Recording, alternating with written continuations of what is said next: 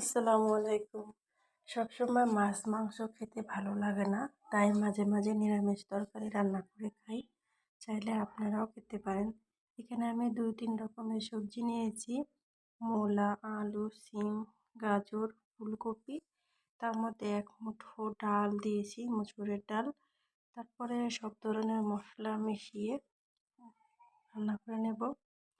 সিদ্ধ হওয়ার জন্য একটু পানি দিয়ে ঢেকে দিয়েছি। তারপরে কিছুক্ষণ পরে একটু নেড়েচেড়ে দিতে হবে। তারপরে পানি দিয়ে সিদ্ধ করে নিতে হবে। সিদ্ধ করে নেওয়া হয়ে গেলে তারপরে এটাকে আমি ফোড়ন দেব। তার জন্য কড়াইতে তেল দিয়ে দিয়েছি। দিলাম পেঁয়াজ কুচি, রসুন কুচি, তেজপাতা দিয়ে নাড়াচাড়া করে একটু ভেজে নেব। ভেজে নেওয়া হয়ে গেলে তারপরে দিয়ে দেব কিছুটা জিরে। তারপরে লাল লাল হওয়া পর্যন্ত অপেক্ষা করব। লাল লাল হয়ে গেলে তারপরে ঢেলে রাখা তরকারি দিয়ে দিব, ফোড়ন দিয়ে দিব।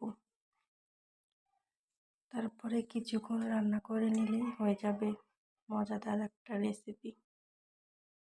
মাঝে মাঝে নিরামিষ তরকারি এভাবে রান্না করে খেতে পারেন। তারপরে একটা বাটি নিয়ে তার মধ্যে নামিয়ে নেব। কেমন হয়েছে রান্নাটা অবশ্যই বলবেন। আল্লাহ হাফেজ।